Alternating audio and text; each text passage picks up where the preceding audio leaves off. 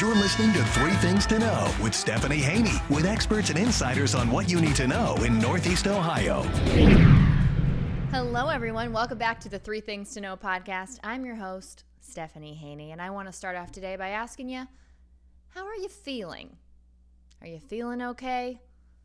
Are you getting enough sleep? Are you tired? I am tired. I feel like I exist in a constant state of being tired. I don't think that I'm alone there. But what else? Anybody feeling a little extra on edge lately, maybe? How's your stomach feel? You feeling okay? You getting enough to eat? All that good stuff?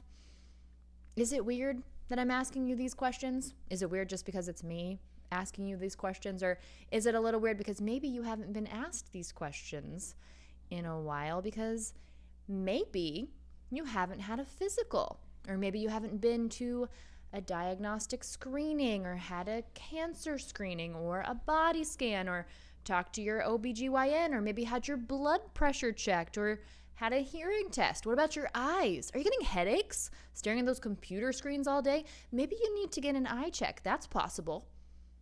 There's a theme here, in case you haven't noticed. It's key to continue seeking this medical care, but it might be something that you're nervous about because we've been told to stay home. We're living through a pandemic, and when people think of going to get medical care, they think of people who being there who aren't feeling well. So we need to talk about this stuff. So my guest today is someone here to bust the myths and talk to us about the safety of the hospitals, the safety of doctors' offices, emergency care units, and all of those things, and the importance of not delaying our regular health checkups, which some people have been doing over the last year in this pandemic. So to get the real deal on what we need to know and what's up with these crucial appointments, my guest today is Dr. Neha Vyas. She's a board-certified family physician in the family medicine department at the Cleveland Clinic. She's going to give it to us straight. I'm going to bring her in right now. Dr. Vyas, thank you so much for joining me today on the Three Things to Know podcast. Thank you, Stephanie. It's a pleasure to be here. You know, as we continue dealing with the things that we're dealing with the pandemic, that's a lot of people's focus in the health world right now, but it's also important that we talk about the other aspects of our health. So I'd like you to talk to me a little bit about the importance of regular medical checkups, even let's say for the person who feels fine on a day-to-day basis. Excellent question. As you know, annual exams and regular medical checkups are the first stage of identifying any underlying medical issues and chronic health conditions. Well, we definitely want to be sure that we're keeping an eye on that. That's not something we want to see happening in any of our populations. What are you seeing in terms of number of patients that are coming in for these checkups that are completely unrelated to COVID? Yeah, they are definitely down. And if we compare the numbers to the previous year, we've noticed a decrease in the number of patients seeking medical care in general. And what about emergency care? What do the numbers look like there? So I'm an ambulatory care physician, so I don't have personal experience in the emergency care, but I do know that the reports coming across my desk show that overall our numbers are lower. And we know patients are still having heart attacks and strokes. So it's really important to remember that quick treatment can be the difference between life and death, and patients should not forego medical care, especially in the emergency setting. We definitely want people to be getting the care that they need, especially in those quite literal life and death situations. Now, I have an idea about why this might be, but we need to hear it from you. We need to hear it from the expert. Why do you think that people are not taking care of these things that they would otherwise be taking care of? I believe people are focusing so much on other COVID-related issues that their general health care has taken a back seat. And sometimes they're afraid. They're afraid of coming into our healthcare offices. Where do you think these concerns specifically are coming from? Where are people getting these ideas that they need to be concerned? Well, a number of reasons. We have made it a point to say to stay home and to quarantine and to really keep your pods small. So I think part of that is we have created this issue. But that being said, we need to make sure that the public understands that we have spent a good deal of time in making healthcare offices safe. We've done that by limiting the number of patients that can be seen in an office at one time. We screen all patients that walk through our door with temperatures and also with questions. We practice physical distancing inside and near our offices, and we clean our facilities extensively all the time. And in our facilities, despite some of us having received the both sets of the vaccine, both shots, they are still required to wear masks. So we do everything we can in our power to protect our patients and our vulnerable population. Now, that's an interesting point that you raised there about the vaccine and the masking, because I've previously talked with other medical professionals. A nurse that I was speaking with let me know about a policy where she works, where it was an either or proposition. You either had to wear a mask or get a vaccine, for example, but you're saying now it's both. There's no choice to be made there. Okay. Currently, there is no choice. Regardless of whether we receive the vaccine or not, it is important to mask up because we are in the middle of a pandemic. And the good news is the numbers are going down, and hopefully that will change soon. But for the time being, we want to show our patients how serious we are about their health and their safety. A very visual reminder of all the safety measures that are being put in place. You got it. Okay. So obviously taking a lot of precautions in order to make it safe. Now, people still going to be concerned. Are any of those concerns legitimate or founded in your opinion? Well, certainly there are a number of concerns outside of the safety of our medical offices that do take some time, and will take some other questions and some discussion. And that's lack of time because of extra responsibilities at home or for their elderly parents or children. Possibly loss of finances as a result of the pandemic, and also lack of childcare. Some of us have had to homeschool our children. So certainly these issues are legitimate. So we have options for people in those circumstances as well. Okay. So not necessarily just the safety issues, a lot of other factors that might be in play, still important considerations. What about telehealth? There's been a lot of focus on telehealth, but when is that just not going to cut it for people? That's a great issue. Telehealth is here. It's here to stay, and it can be used in a wide variety of instances. Certainly for mental health, telehealth can be a great option, and also as a follow-up to an earlier in-office visit. It won't take the place of office visits, but can certainly augment and help allay some of the fears that people have and some of the concerns they may have around childcare or elder care or lack of time. Telehealth can be done at any time of day, and many of our providers are offering it on weekends and also after hours. So there are a number of different options for our patients. I can speak personally to that experience. There's been so much flexibility with the telehealth. That's been great. And you shared with us the things that people are doing in the hospitals and in these care facilities in order to stay safe. Also, something I've personally experienced. I've had to go to a doctor's office a couple times myself throughout the course of this pandemic, getting the temperature taken at the door, asking me all the questions. Even when I went to the dentist, slightly different situation, a whole survey before they even opened the door. Yes. So lots of measures in place for sure.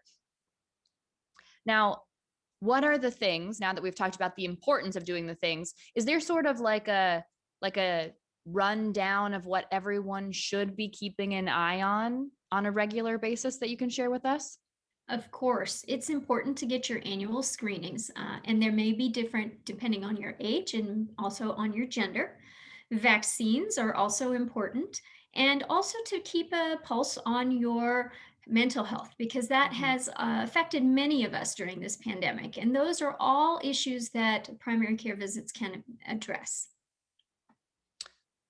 What's at risk if we don't get these particular screenings? And the Cleveland Clinic was nice enough to provide me with a list of some of those. Some of them include like a mammogram or pap smears for women or colon cancer screenings and blood pressure checks.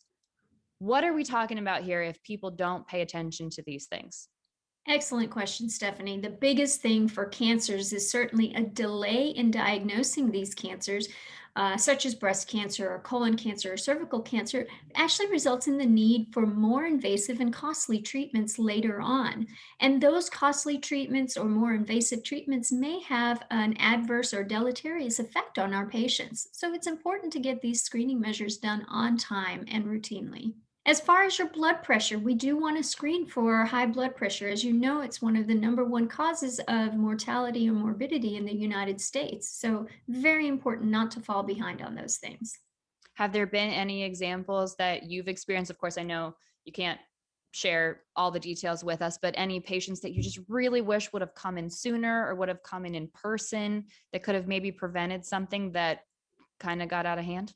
I have a number of examples of that, unfortunately, and so do many of my primary care colleagues. But the one that comes to mind is a woman who was so concerned about her own mother's health and well-being that she neglected some of her symptoms of her own, including some chest discomfort, tightness, and some fatigue that she was experiencing that just wasn't normal, but easily chalked up to COVID stress and didn't really bring it to my attention. And just so happened that she was going in for some routine testing several months down the line where it was discovered. And she ended up having to undergo surgery immediately for her heart condition. So that's a perfect example of somebody who, had we just had a chance to talk in the office or even in a virtual visit, could have actually saved an emergency surgery. Wow. That is not a situation we want anyone to be in. All right. Thank you, Dr. Vyas. Really appreciate this. Great reminder for people. Thank you for making the time to come in and talk about this important issue with me. Thank you so much. Remember, we're eager to reconnect with many of our patients and continue our mission for caring for our community. And we have started to reach out to our most vulnerable patient population and also those we haven't seen in more than a year, and reminding them that their health care is important and we are concerned about their health. Thank you so much for your time. You are welcome. So if you get that call, everybody, take that call because they are there to do the good work we need them to do. Thanks, Dr. Vyas. Appreciate it. All right, we touched on a few specific things there with Dr. Vyas, but the Cleveland Clinic shared with me a more extensive yearly checklist that you can use as kind of a guide. Again, as the doctor said, this will vary based on your age, but a little bit more of an extensive guide to what you need to be thinking about when you're trying to figure out what regular screenings do I need to schedule, what do I need to get in for. So you can find that linked at wkyc.com/3thingstoknow. That's also where you can find every single episode of this podcast linked, by the way. And I will specifically put this link in the show notes so it'll be very easy for you to find, because that is definitely something you need to know. And in keeping with our conversation here about health and wellness and things that make us feel good, for this week's Need to Know in NEO segment, I am joined by 3 News reporter Amani Abraham. She's here with me now. Amani, thanks for joining me on the 3 Things to Know podcast. Thank you for having me. I'm excited to chat with you. Yeah, and you being an Akron native, you definitely are in the know about what people need to know here in our area. And I understand you've got a great area to share with us today, something that'll just help our souls. Yes, help our souls is perfect segue to this, because this was at a time where I was really seeking a place that I could find, I don't know, some peaceful vibes, you can say, a place that offered some sort of reflection for me, because I found myself being in the industry that we are in. We are constantly looking at our phones. We're always on our computers. It seems like I can't escape it. And I got to a point where I'm like, okay, for my mental health, I need to step away. I need to disconnect. So I was asking my friends of places that they like to go or hidden gems across the area. And they mentioned the Ledges Overlook in Peninsula at the Cuyahoga Valley National Park. And one day I went by myself. I didn't want to take anybody with me because I just wanted to experience that first moment. And from there, it's been my little sanctuary, I guess. Well, thank you for sharing it with us. I think it's, I love that idea that you were turned on to it by some of your friends. That's what we're doing here. We're sharing the wealth of knowledge of the great things here in Northeast Ohio. What's your favorite part about it? It's beautiful. The Overlook is so scenic. And if you go during the sunset time, it is absolutely gorgeous. But the one thing that attracts me so much to it is how quiet everything is. And I think I didn't take advantage of what nature has to offer like in my younger years. So I started to realize just how captivating it can be. And it became this area that you're just surrounded by trees, you're surrounded by nature. There's not a lot of traffic, at least at the times that I would go. And it was just it's a peaceful place to be. You are speaking to me, Amani, because I will say it's a recurring theme on this podcast, just celebrating the fact that here in the greater Cleveland area and the Northeast Ohio area, we are in this city. We're fortunate to have the comforts of the city, but we have so much access to these beautiful green spaces, these sanctuaries, as you put it. It's incredible. It's unlike any place I've ever been. Absolutely. And I think especially during the past year that we've had, right? We've been stuck in our homes, these four walls, and I can speak for myself that I've tried to take advantage of whatever's surrounding me at that time. We often think that because we live in like such a fast-paced environment that we can't just slow down, but really if you take time to go to like the Ledges Overlook and really experience nature around you, you remember that you are so small in this world. There's so much to offer. And so sometimes the little things that we dwell on, they don't seem so big in our minds when we go to places like these. That is a great message there. The comfort in knowing how a small piece of this whole big picture we actually really are. I find that to be very comforting. I do. Yeah, absolutely. And I forget who mentioned something to me, but even something as simple as going outside at night and looking up in the sky, you quickly realize how small you are in this big world. So it offers some beautiful perspective that sometimes we just need. Now, when you're making it out to the Overlook, what kind of activity level would you say that is? Would you say it's an easy trail, moderate? I would say easy to moderate, depending on, kind of what you're used to. I think there's like a 2-mile trail that you can walk, which is just as scenic, just as beautiful. The Overlook is kind of a way that you can have like a little picnic there. I think there's some tables nearby. So that is kind of a stopping point either before or after your hike.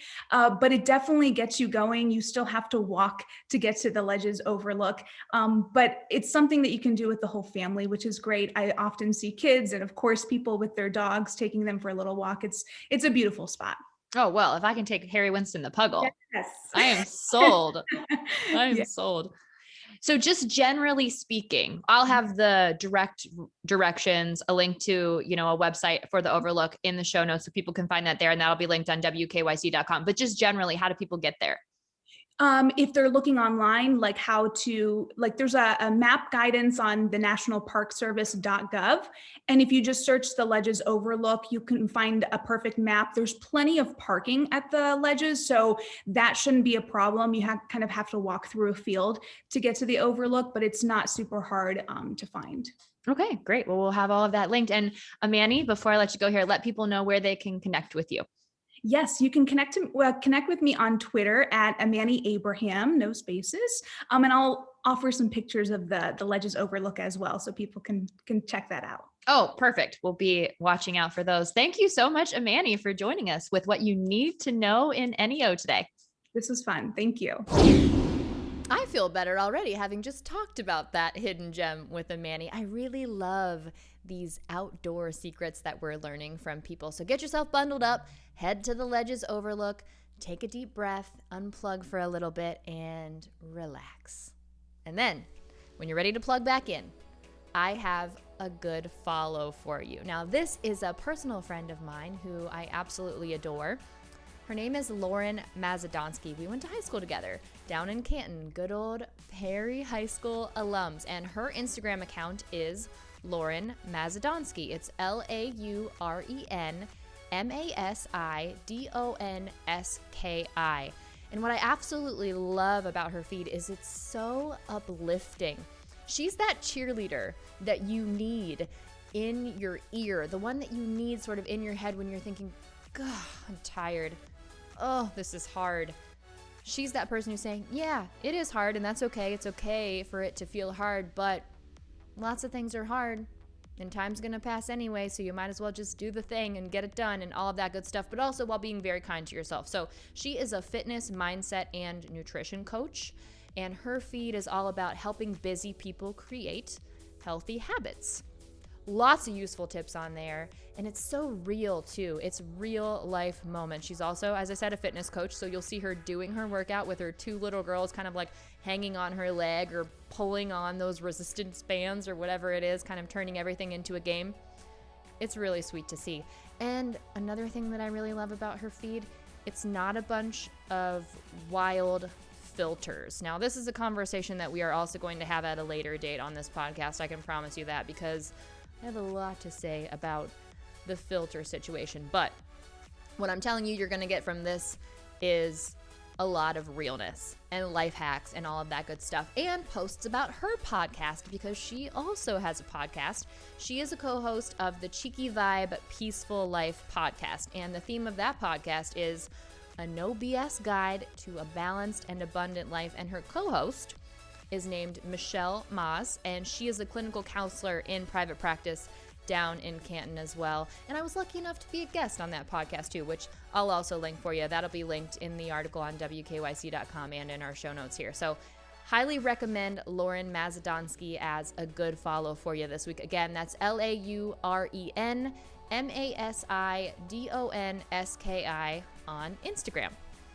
And that's it for us on the 3 Things to Know podcast this week. If you're enjoying the show, I would really love if you would subscribe, leave a rating, and leave a review. That's so helpful when it comes to helping us connect with other people here in Northeast Ohio and getting in some more ears, because that's what it's all about. We really want to share this with as many people as possible. Thanks for listening, and I will see you back here next week, everybody. I'm Stephanie Haney. Thanks for listening to 3 Things to Know with Stephanie Haney from WKYC Studios. Subscribe now to stay in the know.